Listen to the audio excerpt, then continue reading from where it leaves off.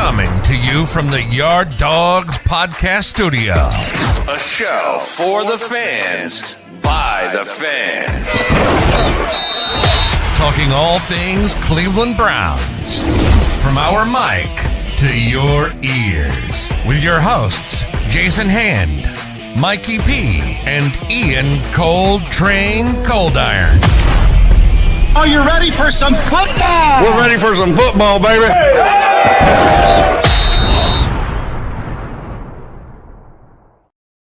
Yes, you are now live in the yard. Welcome to the Yard Dawgs Podcast, a show for the fans, by the fans. This is season 4, episode 129. I'm your host, Jason Hand. You can find me on Twitter at Browns Huddle. The Yard Dawgs Podcast is brought to you by Network 216. To check out all of our Ohio sports content, please subscribe to our Network 216 YouTube channel. Gentlemen, how are we doing tonight? Cold Train's back in the house, back in the yard. Mikey P. You can find Mikey P on Twitter at Mikey P422. And, of course, Cold Train, the one and only. You can find him at BrownsFan593. Gentlemen, how are we doing tonight? Excelente. Mikey P, you're looking relaxed in your new podcast area there. Yeah, I am feeling relaxed. It's different doing it on your couch versus sitting in like a desk chair. It's looking sharp, looking sharp. Cold Train, how we doing, bud? Oh, no, we can't hear him. Oh, he's on just mute. got back. Oh, thank God. Sorry, boys. Our IT guy is off tonight, so thank God you figured that out, bro. I just got back from a trip to the Cleve myself, so I'm ready to go, man. It's nice to see you fellas. I had to take a week off. The old job was having me working some 4 a.m., so Cold Train needed to catch some Z's. Had to put the podcast on hold for a week, so I appreciate y'all filling in and keeping the steady. But good to be back and happy to see you both. Yeah, man, we have a young co-host now. Yeah. I'm filling in for Jason, the old guy, went ahead and shaved my face off. My wife says I shaved 7 years off my face. I don't know if I believe that, but I'll take it. Any years I can gain 10. back is good. Yeah. You're going to say 10? Yeah, nice. 10 actually. Yeah, I'm liking it. Jeff W. He calls us the old man show. He can't say that anymore, man. I'm 7 years younger now. If Mikey shaves, if Mikey shaves next week, yeah, they're not. This isn't going to be the old guys. It's going to be the mid-30s, the mid-30s dog, the mid-30s podcast. Yeah, I'm politicking for that, Mikey P. We got to get you clean shaved, bro. Let's young this show up a little bit. My wife it's policy, Mikey. It's would policy. leave me. My wife says I can't ever be clean shaven again. That's right. Beards are so 2022, bro. You got to shave it off, man. Well, welcome to the show. I see some comments rolling in. Jeff W. I was just talking about him. He commented, I'm just making sure that Cold Train doesn't dance like he's in Miami anymore. Drew in Brick City says, hello. No beard, no hat. What is happening? I don't know. I don't agree. do it, Mikey. Drew in Brick City is saying, don't do it, Mikey. Your beard does look good. I'll say this. Your beard looks good. I was just kidding. Don't shave it off. I think it looks good. I think my beard trimmer is still in your truck somewhere anyways. Oh. From our trip to Cleveland. Okay, thank you. The audience is like, what is your beard trimmer doing in your truck? Okay, that was our trip to Cleveland. He left it there, all right?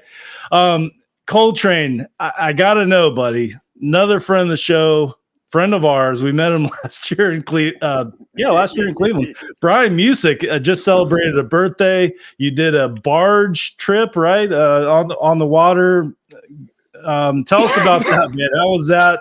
What are there any good stories that you can share with the audience? Well, I mean, I'll just recap real quick. You guys know when the Cold Train's talking, quick is like 5-10 minutes, but here we go. It was a nice little trip to Cleveland. Parents' night out for me and the wife. So we got there around 2 or 3 in the afternoon. Went to Alley Cat. I don't know if you guys have heard of the Alley Cat Oyster Club. Great restaurant. I would say probably I had it at about a 9.5 out of 10. Great views. We were sitting basically Lakeside. I almost said Oceanside. Lakeside at the top, at the tip of the top. They got the rooftop seating. Great food, good oysters. I had a fish sandwich. This is about a foot long, the size of a Subway, foot long. Maybe at a $25 price point. So good prices, good service. It was what kind of fish was this? Was it grouper? What was it? Yeah, it was grouper. It was fried. It was fried grouper on a sandwich, and nice. Good bread, tartar sauce, good fries. My wife had the salmon. That looked delicious. We shared a couple things, crab cakes, but who would have thought, man? You get great seafood in Cleveland, man. It was a good little dinner, nice little way to get away. And then, like I said, once we went to Alley Cat, we went to the casino. We lost about $200 in about 5 minutes. I go, Jack Casino, baby. Welcome back to Cleveland, you guys. Played a little gotta pay your dues. We played a little roulette, lost miserably. Sarah played a few hands of blackjack. Dealers has like 6 or 7 cards. There was like 3 aces. I don't even know how I still don't know. I'm still trying to figure out how he had 21 and beat my wife, but it is what it is, dude. There's a lot of rules to that stuff I'm still trying to understand. After that casino, of course, met up with Mr. Music. There was obviously Mikey enjoyed the photo. Indiana Jones was there, so that was pretty cool. That was a good guy, son of the Capitan, that was driving the Tiki Barge. Shout out to Cleveland Tiki Barge, though. Great. I mean, just a great. I've done it before. Brian actually treated me to this boat a couple years ago now on my bachelor party. But I will say this, guys. I'm sure you saw videos on my Twitter. If you guys haven't, there's some photos I posted on my Twitter and also my Facebook page. Cleveland, man, I tell you, it gets such a bad rap. But when you're on that Tiki Barge and you're lakeside and you're going around to Cleveland Browns Stadium and just seeing all the buildings, all the skyline, especially at night. That was my first time doing the Tiki Barge at night. Normally it's been in the daytime. And seeing those bright lights and even the orange reflecting the Brown Stadium, it just made me proud. It was a really good weekend for me to just get back home. I felt proud to be a part of my city. Like you just see beauty like that. And I had a couple of drinks in me. I was just telling anybody that could. I was like, hey, all these people talking crap about our city. Look at this. Look at this beauty out here. And they probably were sick of me, tired of me talking about it. But like I said, guys, if there's something that, and I'm sure a lot of Cleveland or local people have, but if you're from out of town that watches the show or listens to our show, please do a Cleveland Tiki Barge. They got the Good Time 3 there. Nautica's getting a new boat. They just bought a new boat. It's there. There's like 4 or 5 different options to get on the water and just tour Cleveland. It's about a 2-hour boat ride, but man, I'll tell you, just some beautiful things, beautiful views, beautiful things that you'll see. But yeah, I'll be honest, Mr. Music was pretty tame, man. I was just enjoying the scenery because, Mr. Music, of course, was on the DJ booth. He was keeping busy with the playlist and all that, making his moves and making his rounds. But no, he was pretty, I got to give it to Brian. He was pretty tame on his birthday as far as anything too crazy happening. But like I said, just an enjoyment, man. I guess I'm getting old on you guys, man. Honestly, we didn't do much. We went on the boat ride. After that, we got some pizza, had maybe a drink or two after, got some pizza, went home. We're parents now, man. We're living a completely different life, man. We're not out till 3 or 4 in the morning.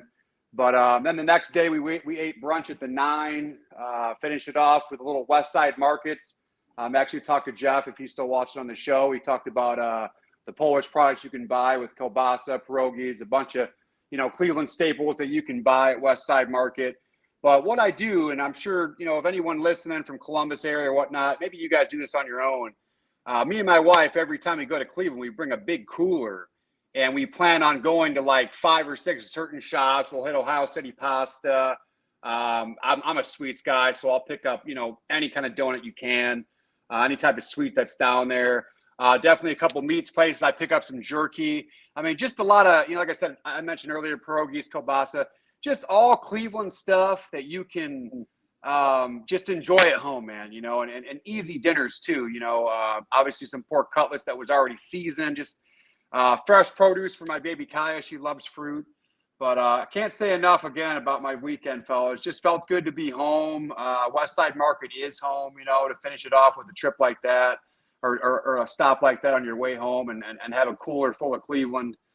Like I said, just a good, enjoyable, positive vibes for me all weekend, guys. It was nice to get away, nice to be baby free, but also just nice to see the city with my wife. And beautiful city, guys. I'm telling you, if you've never been on that boat ride, any brand at all, I don't care what you use, definitely get a boat ride on and see the skyline at night for sure. We might have to check that out. Hopefully that's something they do every weekend. Getting back to Jack's, though, Coltrane, I think what you're talking about is like if the dealer is showing a 10 or an ace, they give you an opportunity to buy insurance, which is, in my opinion, it's a horrible bet. Like, never take the insurance. That's what it was. That's what it was. That's what it had to be. Yeah. But, if you get a 21, they get a 21, then it's a push. But, it's just not a good bet. Never take the insurance, in my opinion. So, Mikey P, do an homage plug for us. We're all wearing homage shirts tonight, and we actually have a special announcement for homage. But if you'll do this plug for us, that'd be awesome. Yes, sir. Just remember the Yard Dawgs Podcast and Network 216 are proud partners with Homage, the apparel company. If you haven't tried Homage yet, you're missing out. Homage is always coming out with on-point, cutting-edge sports apparel. Showing support for your team doesn't have to cost an arm and a leg. As a bonus, you will get special discounts using our link to shop at Homage. Support the show. Do it in style by shopping for all your favorite sports teams gear at Homage. Find the link on our website, www.network216ohio.com, or look for our Homage links on Twitter at Yard Dawgs Pod. Shop Homage today. And just to plug on Homage, because I saw KFC joining us watching on YouTube. Shout out to KFC. What's up, KFC? He was rocking a dope Homage Joey Votto shirt at the Reds game he went to, I think, over the weekend. So even if you're not a Cleveland guy, like Homage makes apparel for non-Cleveland teams, other Ohio sports teams. They do other NFL teams. Like, I've turned some of my friends who are Eagles fans. They all bought the starter jackets last year. You got the number one dad shirt. This is some of the Browns gear. You got the Central Division champions, especially Central Division with what just came out. Tennessee, the Oilers are rocking there. The last time we won the division, the Oilers were in our division. So just that's some cool stuff with Homage. And I've said this before, but Homage, what's cool is like they're officially licensed by the NFL, and it's some of the most comfortable t-shirts I've ever worn. Y'all know I love hoodie season. Hoodies, same thing. It's like super comfortable. This is something I didn't know about Homage. I bought Cleveland Browns sweat shorts today. They just came today. The most comfortable shorts I've ever worn in my life. Like, these are like my new digs when I'm walking around the house or even out in public. Like, even my wife liked them. So, check out their shorts too. They make hoodies, t-shirts, and shorts.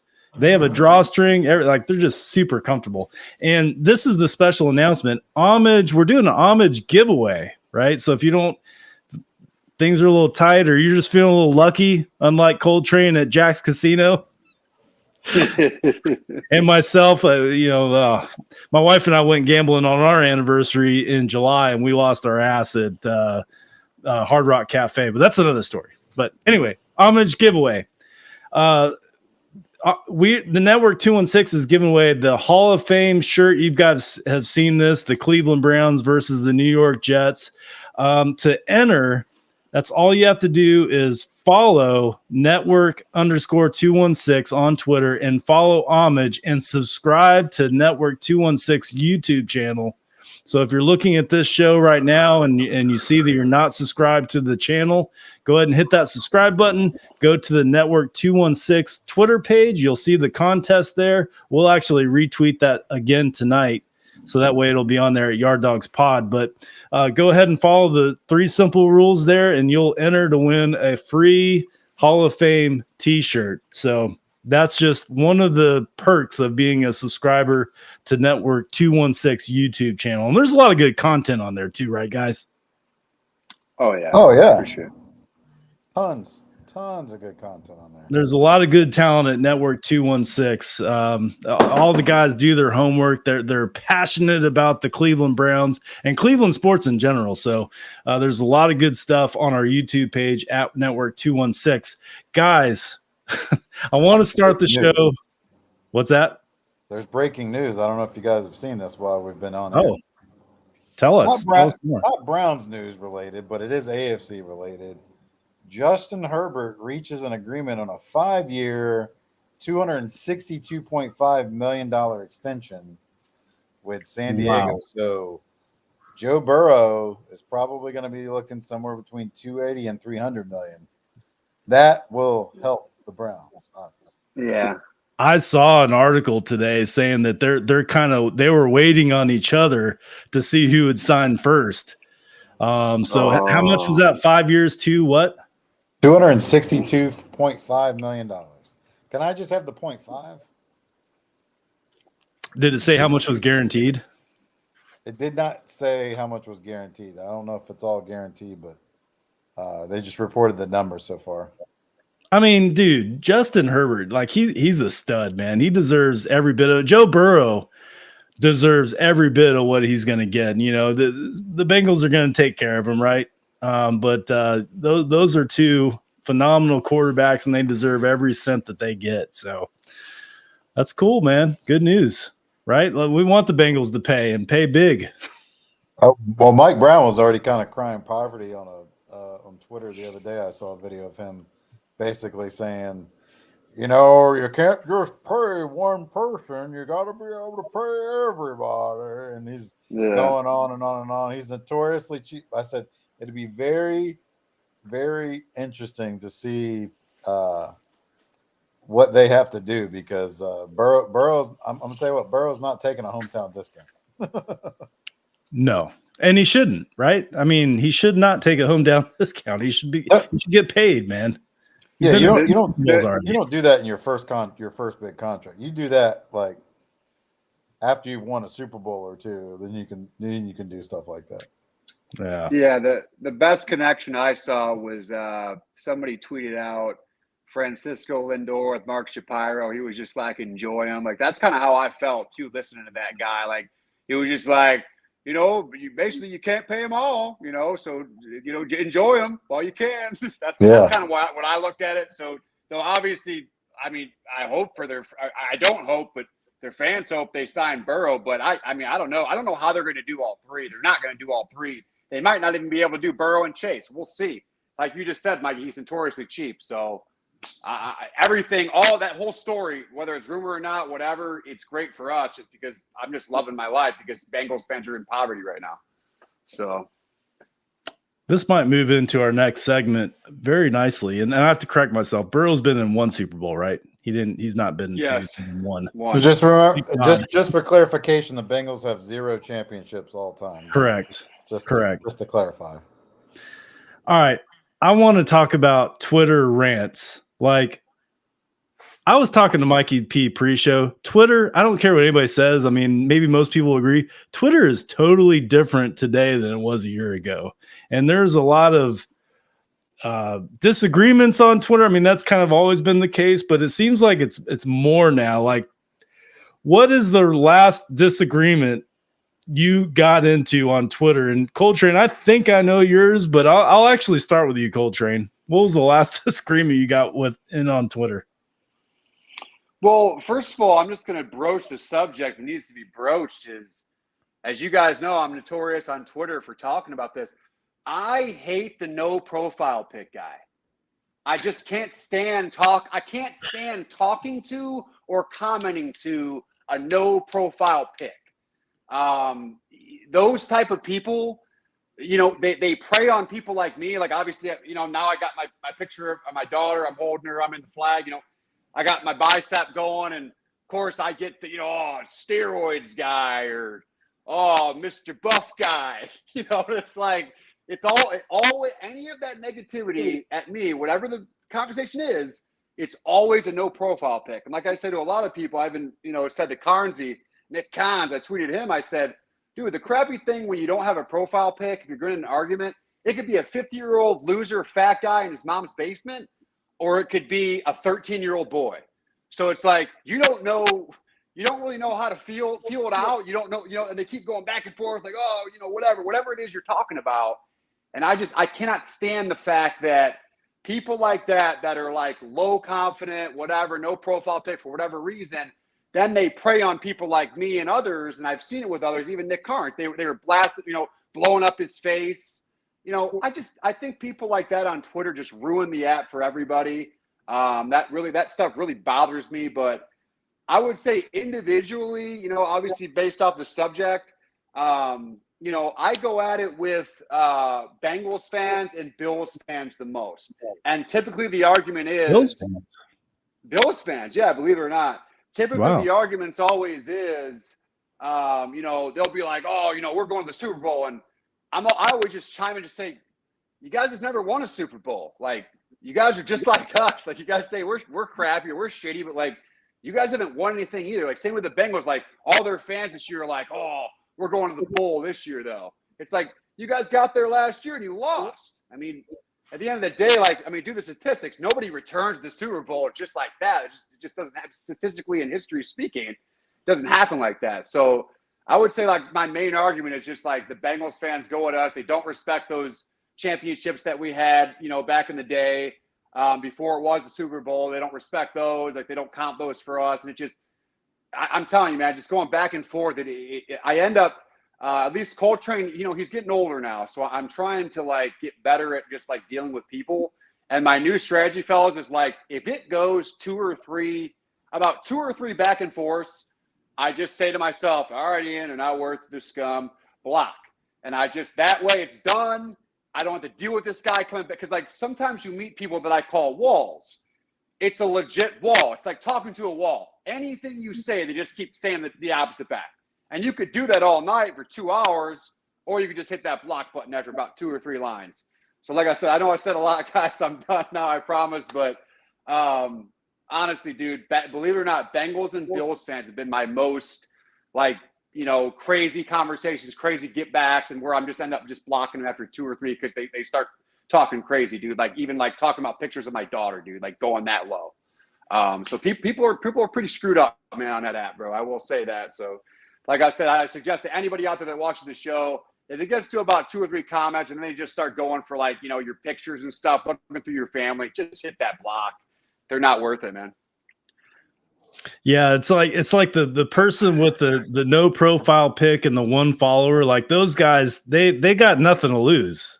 Most of them, like it's probably a burner account of somebody you actually probably know, maybe not well on Twitter, but what I mean, it's somebody's burner account. I had a weird one the other day. So I was sitting at home and I tweeted, hey, Deshaun Watson, give me a follow. Right? I said, I've never been followed by an active Browns QB. Deshaun Watson, what's up? No big deal. So this dude looks up from 2 years ago when I did not want Deshaun Watson on the team. And I don't even remember. It was 2 years ago. He like screenshot a tweet that I made before the Deshaun Watson trade and said, are you sure you want his I'm like, number one, that's a little creepy that you did that. But number two, after I started thinking about it, I'm like, yeah, okay. So I didn't want Deshaun Watson as our quarterback before the trade, but I went through a lot of emotions before the trade, during the trade, after the trade. We just came off Baker Mayfield with like 2 straight years of drama. You know what I'm saying? Like I'm not alone there. I know I'm not alone where a lot of Browns fans didn't feel comfortable with that trade, and some of them, like myself, voiced it in one tweet. I think I only tweeted one time, like, I'm not happy about, going after Deshaun Watson. But after we, traded for him, you can kind of see my list of my tweets of emotions as we did it. And I don't know, I just thought that was weird. And I'm like, dude, that was kind of a weird move, man. You looking up a tweet from 2 years ago or a year and a half ago or whatever, and then like throwing it in my face like that. Just Twitter is a weird place, man. And a lot of times people say things to other people that they would never say to their face. Oh yeah. Like some of the things people say to people on Twitter, like you would get clocked. like hard. So I don't know, man. But bro, people have gone as low as, I have that proposal picture on my account or whatever, like pinned. So like usually that's the first thing you see. People have been as low as like ripping my proposal and stuff, dude. Like it's like people are so like, I mean, literally to go that low, bro, where you're looking at my photo, it's such a special moment and you're trying to like down me with like, I agree, Jason. So many negative people on that app, man. That's what's like so tough about Twitter, is just so much negativity. It's like they're waiting for you to say the wrong thing and then they argue you. I mean, even Browns fans argue Browns fans. It's crazy. It's crazy. Dude. Well, you got the, what was it they call the one guy, Pajama Boy or whatever? Yeah. He's going after people. Like I blocked him a long time ago. I see all these people, and it really got bad during, I call them the Baker Wars, obviously. He was a huge Baker guy. I get that. I still have an art piece on Baker Mayfield. I wanted Baker Mayfield to be the best quarterback ever, but he ended up not being that guy. It doesn't work out sometimes. For me, though, on Twitter, I kind of ignore the little the peons like that. I block them, like the Pickettsburg and the Pickensburg guys. It's the same guy. Definitely, dude. Definitely. My two pet peeves are anyone that says poverty franchise, like that's just their reply. Like, I'm like, bitch, you live in your mom's basement. If you want to talk about poverty, like get a real job, and like these teams aren't. There's no teams that are poverty. Like, come on, get out of here. The other ones is some of our media that are just like they tweet like they're ready to like jump off a bridge sometimes, like the Daryl Writers of the world, the Tony Grossies of the world. It's like, man, you guys get to cover sports professionally for a living. Like, enjoy life a little bit sometimes. Like, you never hear them say things like, oh, what an awesome thing to be able to experience training camp. Like they put down, like they complain about things that are going on at training camp. Don't like this. And it's like, sometimes it's like, you got to put things in perspective. There are thousands, millions of people in Cleveland that would love to be in your shoes and be doing what you're doing. And sometimes it's like, your dumbass could be out cutting grass for a living in 100-degree heat, but you're watching guys in pads practice and breaking it down and reporting. Your job's not that hard. Get a clue. Yeah. I learned a while ago, and sometimes I fail to practice this, but if somebody,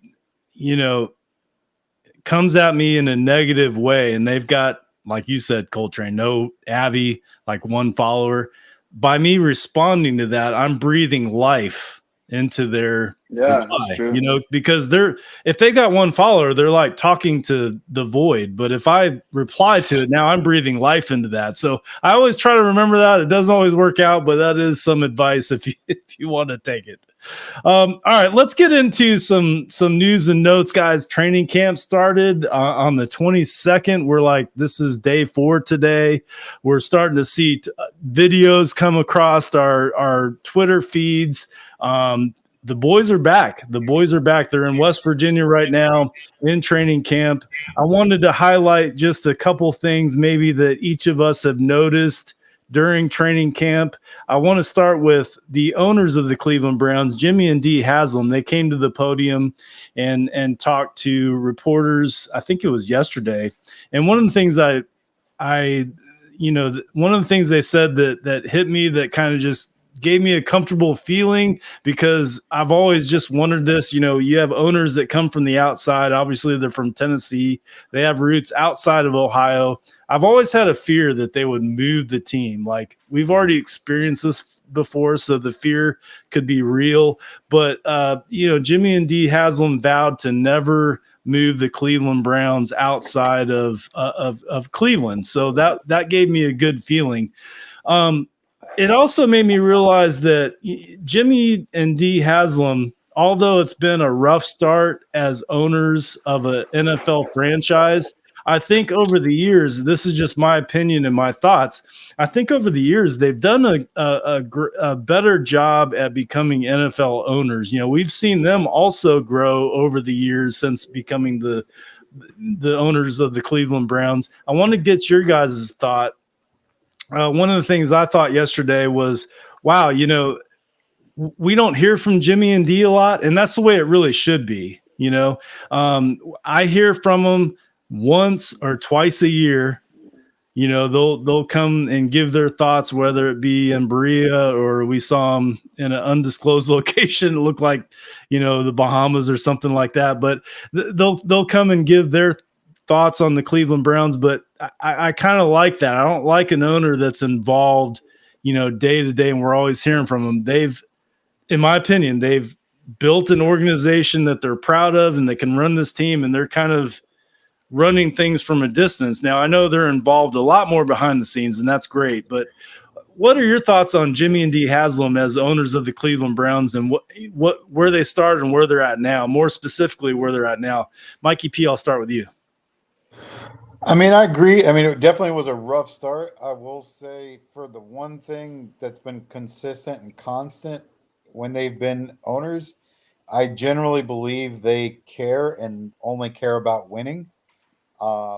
They don't run, like, obviously it's still a business at the end of the day, but they're dead set on bringing the championship. Like, they are in it to win it. Like, they're not looking at it as, we got to make this much money this year and we'd like to win. Like, they want to win at all costs. They want to win. They're not afraid to spend money. And that's really all you want in a sports owner. Like, it's awesome to be able to have owners like the Haslams and, Dan Gilbert with the Cavs, people not afraid to spend money to win. Like, they want to win. Love to see the Guardians to have an owner like that one day.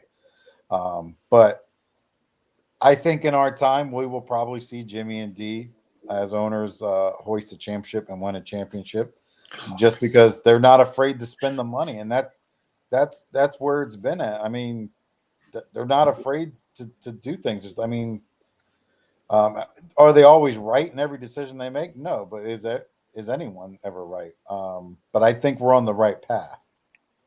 And this is the owner that has money. Today, guaranteed contracts are becoming very popular. You just referenced Mike Brown, the owner of the Bengals, Mikey P. To put up a guaranteed contract, you got to have money.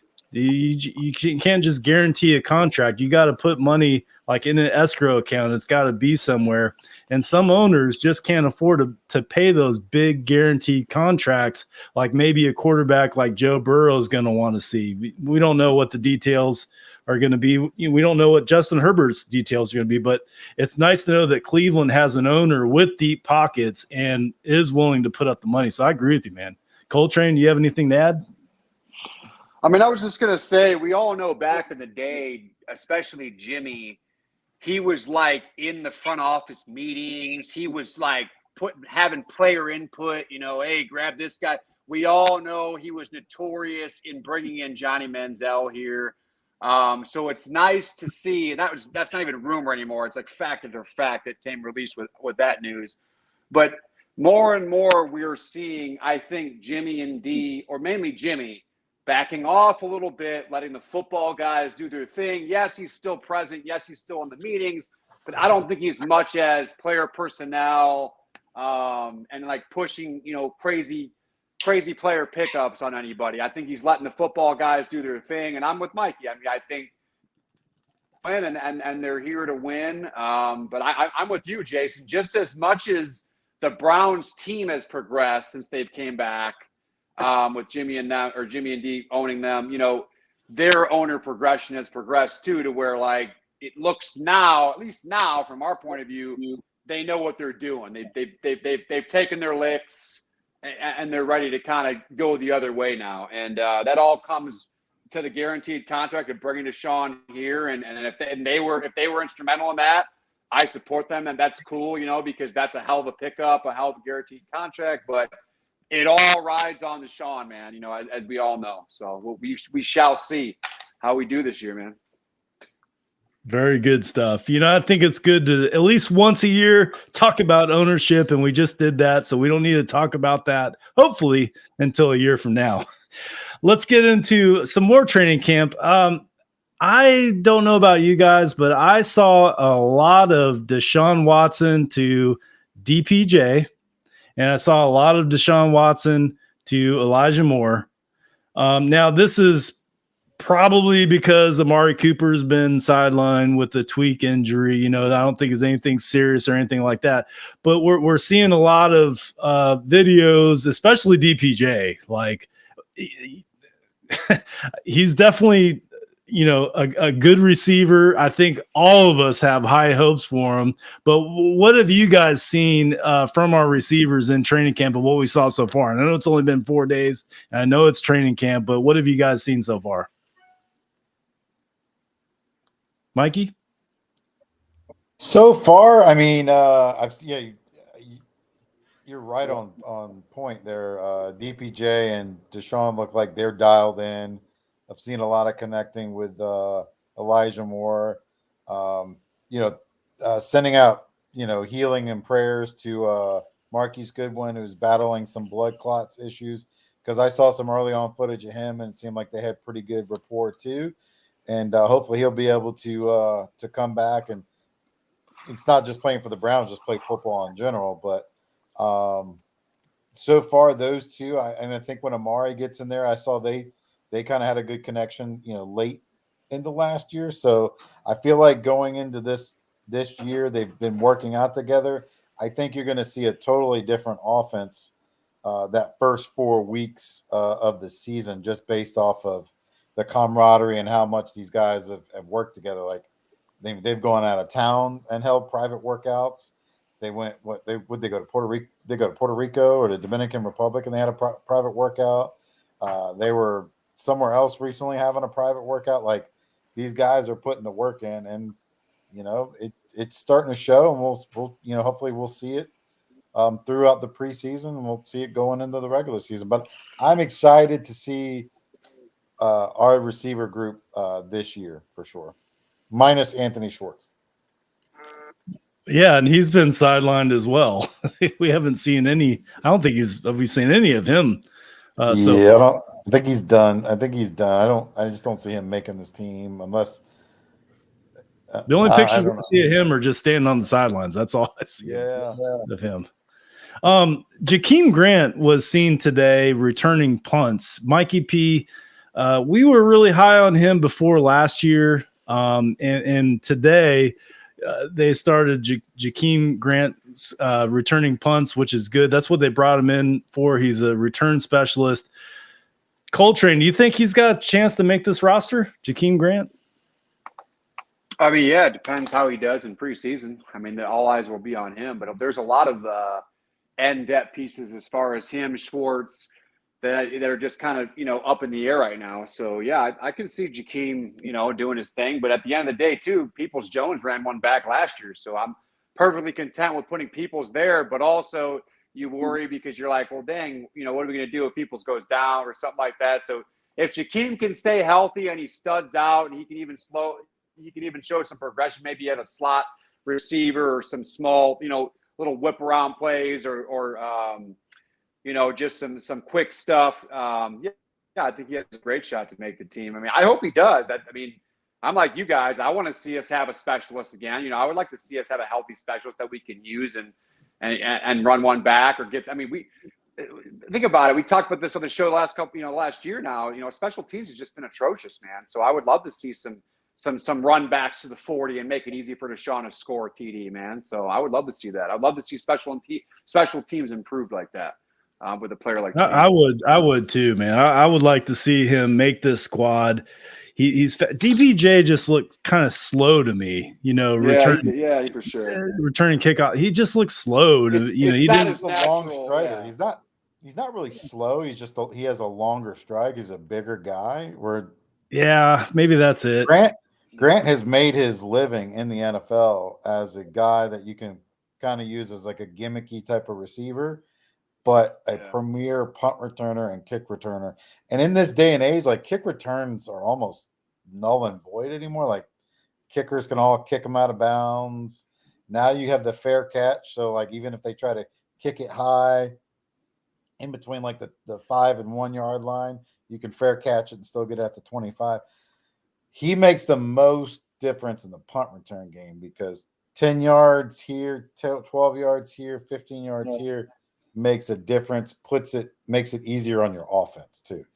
Do you remember when Devin Hester was on the Bears? Like, they would try to kick away from him sometimes, and then the punter would shank it and kick a 28-yard punt. Next thing you know, out of bounds. Yeah. He made Rex Grossman's life easier, and Rex Grossman was a terrible quarterback. Yeah, when you're talking about a game of field position, you're right. I mean, a guy like that where special teams, the opposing special teams fears him. That's what you want. Like, Devin Hester, that's a perfect example. Josh Cribbs was like that. We've seen, punters kick away from Josh Cribbs and it works out to our favor. So to get a guy like Jakeem Grant, now I know he's coming off a major injury. I think, the Achilles tendon, you don't know how that's going to react, but I think that's positive news. He was out there today. That means he's healed well and he should be good to go. So it was also refreshing to see, Anthony Walker and Taki out there doing some drills today, at linebacker. Greg Newsome switching to number 0. I think it's just a lot of cool stuff that we're seeing, man, in training camp. It's hard to watch all these videos because there's a lot, but it's really cool to see. And it's really cool to see different reporters' takes and what they saw in camp. Cam Justice, I haven't seen much from her this year, but maybe I'll look for her after this podcast. But there's a lot of reporters that are reporting different things. They see different things. We're seeing different receivers. Cedric Tillman, I saw him make a few grabs. Who's number 87? Darden. I saw him make a nice grab today. So it's just been cool seeing training camp start again as they get prepared for the Hall of Fame game, which is what, guys? August 3rd. 7 days from now? Like a week? No. A week from this Thursday. Week from this Thursday. Yeah, week from this Thursday, dude. The Browns, we're not going to see any starters, but still, like, we're going to see live football action. August 3rd. So, all right, let's move on to this is something I've been thinking about. Okay, to make the playoffs, all right, which is what our goal is as the Cleveland Browns, because we haven't been there in a couple of years. We've had high hopes year after year after year. Right now, I think we've finally got all the pieces together right. We've had Deshaun Watson a full offseason. He's healthy. It seems like he's in a good headspace. His mental clarity's there. But to make the playoffs and even have a chance to make the Super Bowl, I believe that one of the most important things is to have the right culture. Now, we've seen teams in this league that have had the right culture for decades. Like, 2 of them are in our division. The Baltimore Ravens, no one's going to argue this, even though we don't like these teams. Like the Baltimore Ravens and the Pittsburgh Steelers, they've had the right culture for decades. Case in point, Ben Roethlisberger retires. I thought, man, it would be really nice to see them on Skid Row for like at least 4 to 5 years.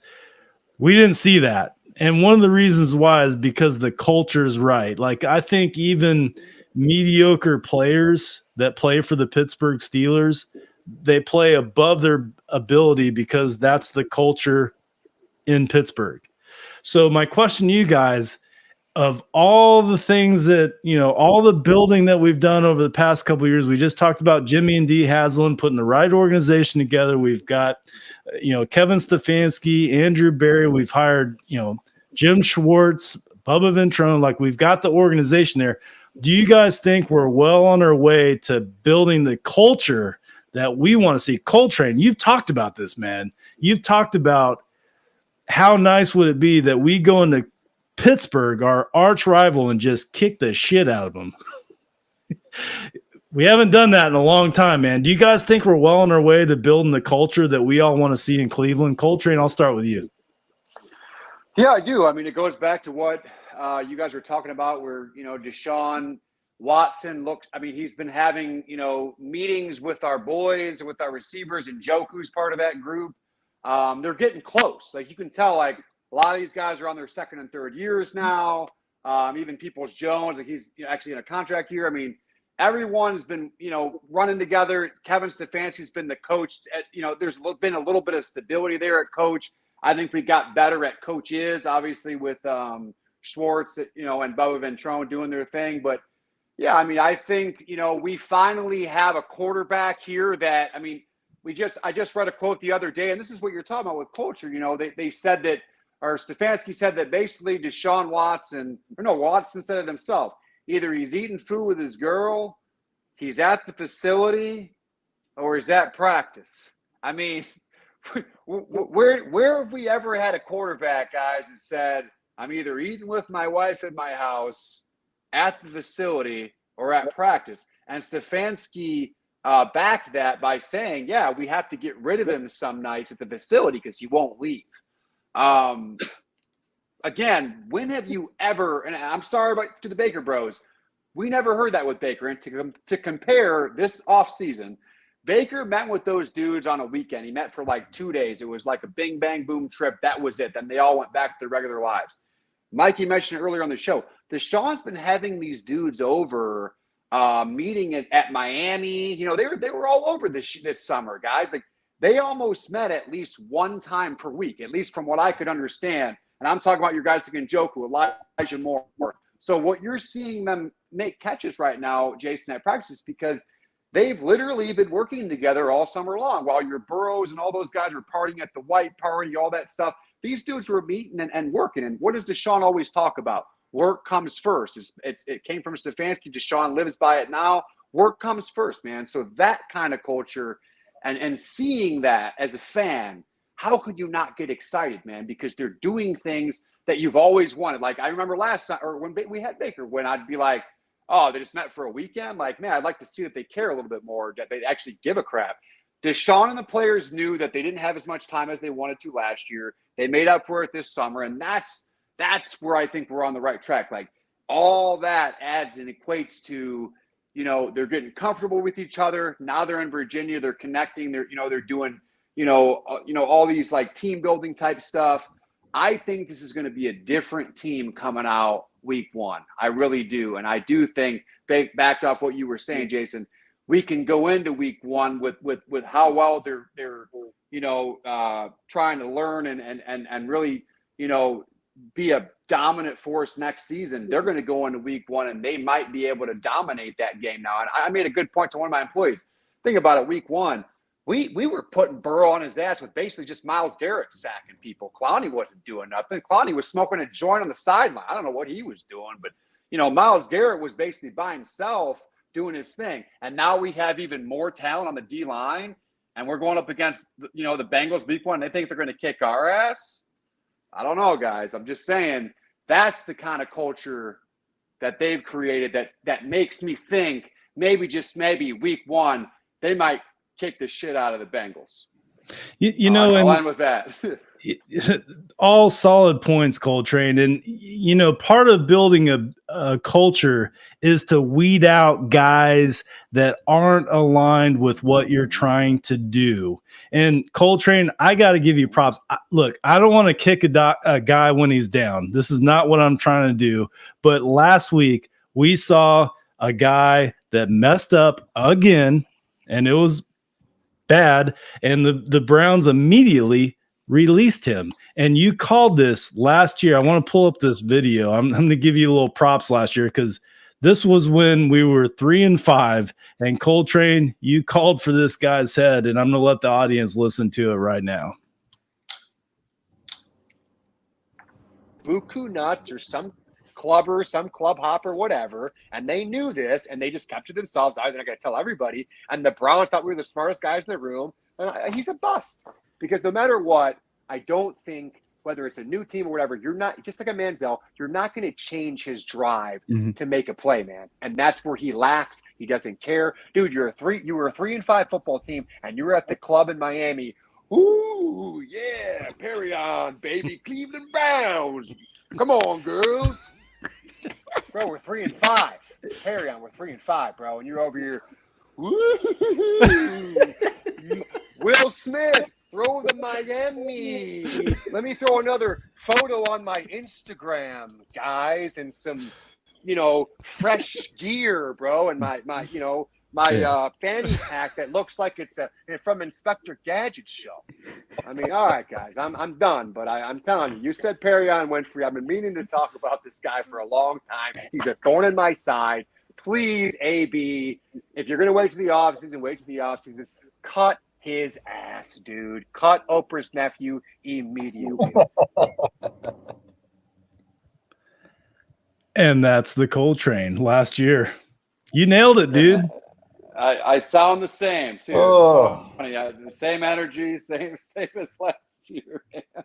Still trying to pump, man. But man, like I said, I wanted him going last year, though, man. He was already showing signs of it, and trending that way, at that time that year. So I don't know why, and that just goes back to what you were saying, Jason. Thank God our regime is finally just like, nope, not doing it. He had his chance because you just said it. You bring a guy like that to West Virginia, bringing girls to the room again. Hey, girls from Miami, come on to West Virginia. He's in the hotel room, same thing, same Perrion. You bring that kind of stuff, to West Virginia, totally messed with the feng shui. They made the right call by just kicking that guy to the curb, man. No need for him. No need for that stuff. I know we have a lot of young athletes that probably listen to our show. I don't know if we have any, but if you are listening, if the girl God bless you. If the girl you're talking to's Instagram handle is Hot White Girl in Cleveland, run. Right. Run now. Run. That's all I'm saying. Run. But that's what we're talking about, guys. If you want to change the culture, everybody has to be on the same page, rowing in the same direction, has their eyes on the same goal. And when you have things that don't go your way during a season, they don't give up. They just get stronger. If you got a weak team, dude, as soon as you hit adversity, they're already thinking about vacation in the off season.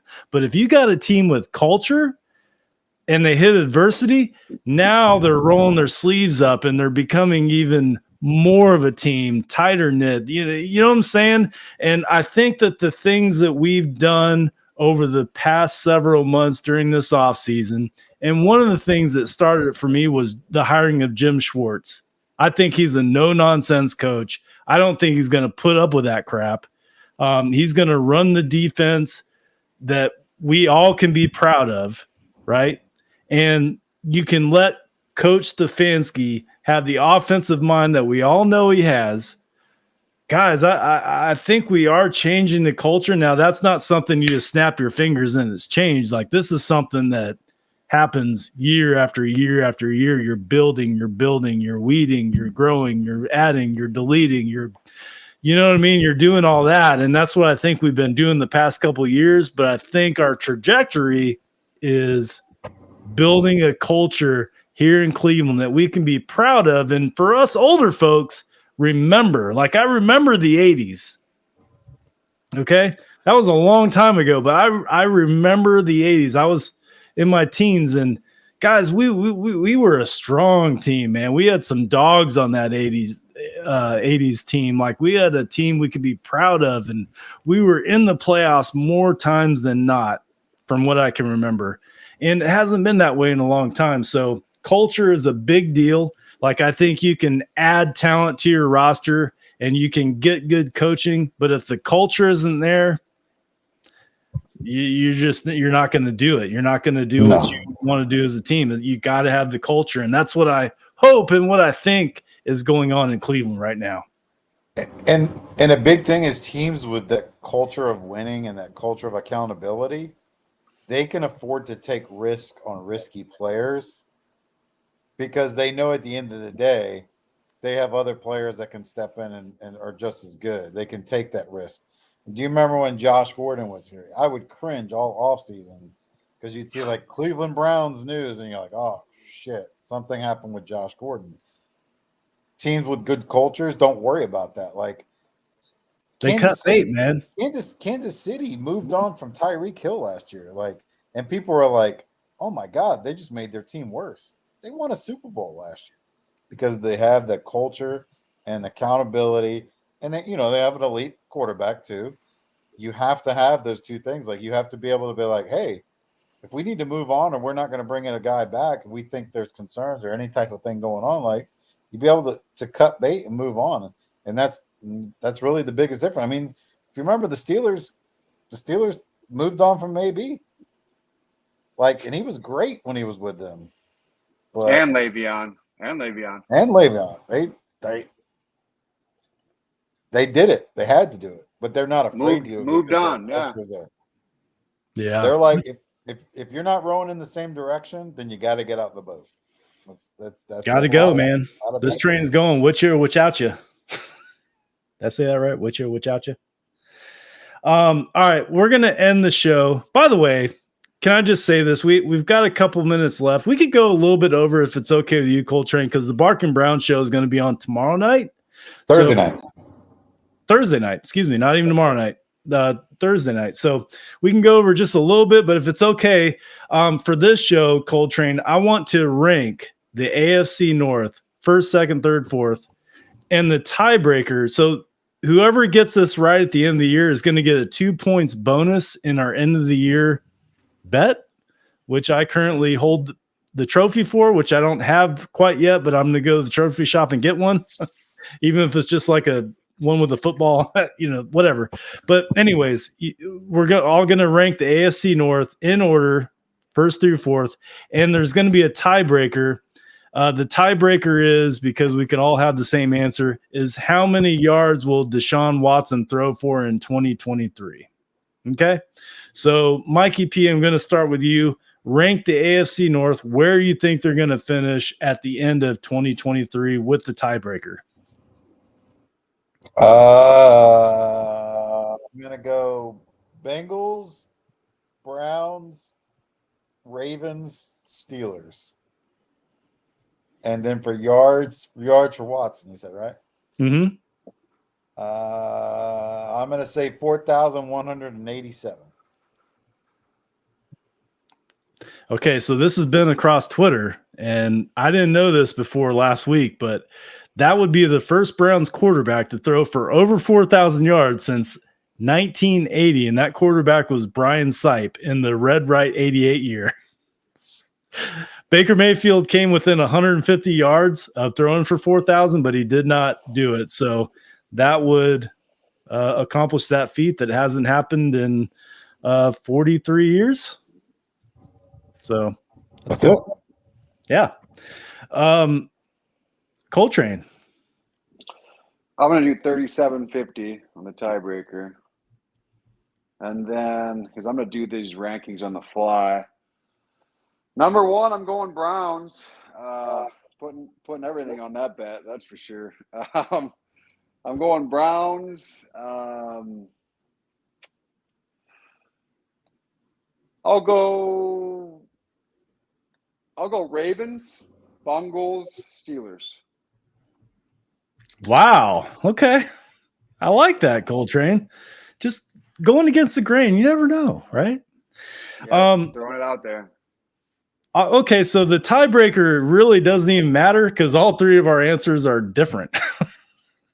All right. I'm agreeing with you, Coltrane. I'm going with the Browns to win the AFC North this year. I just think they've done enough, man. Yeah. I think they've done enough. They have with the roster. It's the only way. Dude, you got the Schwartz, man. The Schwartz is with us. You got Deshaun Watson. I mean, he's got a full year of off season. He's developing chemistry. He took him.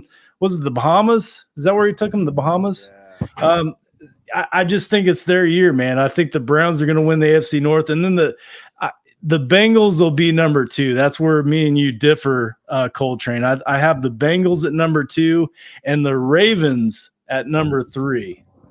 You know, they just extended Lamar Jackson. They brought on OBJ. They got some stuff, but I just think that maybe a little inside locker room conflict can happen when, we talked about adversity a couple minutes ago. When their first adversity happens, I just can see something going on there in the locker room. So I'm put Ravens at number 3, and then Steelers I'm going to have basement this year. Even though it's hard for me to say because, the Steelers always figure out a way to not do that, but that's what I have as Steelers number 4. Do you guys agree? What do you guys think? Yeah, I only bumped up Ravens because I hate the Bengals for one, but my bold prediction for the Bengals this year is they have the toughest schedule of our division, so I think they're going to have a lot of tough games. I think the Bengals are going to be the Bengals. They're going to have a shittier year than they had last year. I'm not saying they won't make the playoffs. They'll probably squeeze in, but they're not going to have the year that their fans think they're going to have. I'm always a Bengals hater, but I'm not a believer. I'm not a believer yet that they're going to be consistently good every year. It's a new season.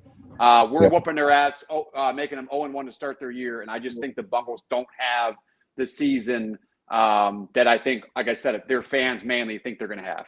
It's not going to be like that. How many wins the AFC North? How many wins will it take to win the AFC North, Mikey? I say 12 wins the North. You can make the wild card, I think, in the AFC this year in the playoffs, but 10 wins is going to be the key there. But I think it's going to take a 12-5 season to win the division at least. What about you, Coltrane? Are you with Mikey's thoughts there, or you think it's 13? I think 11, man. I think there's going to be a lot of splits within the division. I think it's going to be one of them wacky years where just like at one point, maybe in the mid-season, we're all going to be kind of tied up, or we're going to be like one game from each other. I just think it's going to be a really, wacky season. So I think 11 games might get you the AFC North this year. It's just going to be a barn burner between rivals every freaking week in, week out. And I think a lot of us teams notoriously every year, we just split the series. So yeah, we'll and it starts early, man. Like right out the gates, you play the Bengals in Cincinnati, then you're at Cleveland. No, I'm sorry. Bengals are at home. Bengals are at home. Yeah, Browns are at home. Browns are at home. Yeah, Browns are at home. Sorry, I've had 4 of these, so forgive me. And we're over our hour limit. All right, so we play the Bengals at home, at Steelers, Monday Night Football. We're rolling out the white helmets. We talked about that last week. Then your Titans are at home, and then Ravens. So 3 out of your first 4 games are in the division. So that's you got to get off to a fast start. And I think I agree with you, man. I think Mikey, 12 wins. I think you win the division with 12 wins. I really do. I think 12 wins. We'll win it. MC Lawrence just posted, 12-5 Browns. I think 12-5 gets it, man. There it is right there. Put that back up. MC Lawrence says 12-5. I think, man, if you get 12-5, I think that you're going to win the division. It could be a tiebreaker situation, which that's where interdivisional games really help. But that's what I think we're looking at. So to recap, we'll talk about the year-long bet all year long, so I'm not going to really get into that tonight. But basically, we predict all the AFC games each week, and then we predict – that was it, right? Just the AFC games? AFC North. Just the AFC North games. We do a point system. Last year it was very close. So this year I thought I'd put a little twist on it and possibly give somebody a 2-point advantage. So one of us will get that by predicting the AFC North. So I will put that in our notes. And after week 17, week 18, somebody's going to get a 2-point bonus. So I think that's going to come into play, man, with our year-long bet. Well, we have to wrap things up. Jeff says 16-1. Jeff, you got to be kidding me. 16, Jeff. Are you serious, or have you been drinking like me? No, I love it, Jeff. That's great, bro. Good at it. I love it. I mean, good gosh, we can do that. 16-1. I'll take 16-1. I'll take it. Who would be your loss? That's a lot of victory Mondays, Jeff. Your loss would be week 18 against the Bengals because you're resting everybody. That's the way that would play out, right? Yeah, pretty That much. would have to. Yeah. Although if you're undefeated, you would probably want to go for the undefeated record. So I don't know. Yeah. The Browns ever went 16-1, man. There's Hey, gonna be a I lot got of one. parties on the barge. I got one more prediction to throw you guys, real quick. How much playing time does this quarter game, whatever, predictions on how much you actually think Deshaun Watson will play this preseason? 0 in the first game. Yeah. The Hall of Fame game, just say 0. Just total. Oh. Total in general of the 3 games. How much you think he'll play? I'm going to say 3 quarters. Yeah, 3 quarters. 3 quarters? Yeah. Really? I think 1 to 2 myself. I think I think if it's like a good drive, dude, they're going to keep that baby safe. I mean, I think one of the preseason, like the early preseason game, he'll probably play a quarter, and then like the dress rehearsal game, he'll probably play close to a half, is what I think. Yeah. But you might be right. Yeah, 1 to 2. What, like I said, if it's a good, if it's a decent drive, dude, like a nice little TD to Cooper or Peoples, it's over, bro. They're shelving him for the. And again, I don't expect to see him preseason. I want to see more of our backups, anyways. I'm one of those guys. I want to see what that rookie can do. So I don't mind that Deshaun sits, man. I really don't. MC Lawrence says Jeff might be onto something. And Jeff replied, MC knows I'm always right. Well, guys, we have to land this plane. Man, I just appreciate the hell out of the support that you guys give this show and Network 216. Jeff, MC Lawrence, Drew and Brick City. I mean, all you guys, who else? Broken Arrow chimed in tonight. Thank you for your support. I mean, we don't get paid to do this. We do this really for the passion, but to have the interaction, that's the whole reason why I wanted to start a podcast, was to have interaction with other Browns fans. And this technology with Twitter and the comments and the guests we get, like we get guests on the show from time to time. We used to get guests every week, but now we don't. But the interaction on this podcast is just tremendous, and I can't thank you guys enough for joining in on the show. You could be doing a lot of things on a Tuesday night at 7. I mean, Wheel of Fortune is on during that time, and you guys join us on Discord. You choose to tune into the Yard Dawgs podcast, so I appreciate you guys. Mikey P, final thoughts on the show? No, just kudos to everybody for coming in. If you want to join us this season and all season, we're talking football, not just Browns, sports betting. Join us on Discord. Join the Network 216 Discord. It's you can either do $100 or I think you do it by $10 a month. Better deal if you do it for $100 for the year. You're going to make that money right back and all the wonderful sports betting that's been coming out there. I think I've made over $300 bucks with some of the sports bets recently. IRS, hope you're not listening. They're not. Join us on the Discord this year. Going to have a lot of fun with the football betting, and come be degenerates with us. And there's like Browns rumors, there's breaking news, there's breakdowns on the roster, like Jacob Roach, Tyler Johnson, Zach. I mean, they all do a tremendous job on that app. I'm actually, to be quite transparent, I'm kind of getting familiar with it because I'm old and I didn't know what Discord was. So I'm kind of learning my way, but there's a lot of cool threads on there, and these guys have a crap ton of knowledge on the Browns, and the interaction is probably the best thing about Discord. So I encourage everybody to join that app. Like Mikey P said, it's $10 a month or $100 a year, and they throw out sports prop bets. So you'll make your money back that way. So Coltrane, I'll turn to you, and then we'll land this plane, man. Final thoughts? I'm just excited, man. August 1st, I go to my birthday training camp. Birthday tradition. Coltrane goes every year, and I'll do a little special too. Of course, we'll do a special. Coltrane goes to training camp. But yeah, I'm just excited to see. I'm excited to see the boys in action. I want to see if it's, if all the hype is true in person. And show us your helmet you're bringing. Show us your helmet you're bringing. Looking forward to the season, man. I got this. I didn't mean to cut you off, but they have to see this. Yeah, I'm bringing the salute to service this year to try to get some autographs. Probably get some white or metallic on here, but I don't know. We'll see who's signing, man. Deshaun usually signs for everybody before he leaves, but like I said, I'm excited. I'll tell you guys about it when I go, but and I'm just talking about it because it's coming up next week.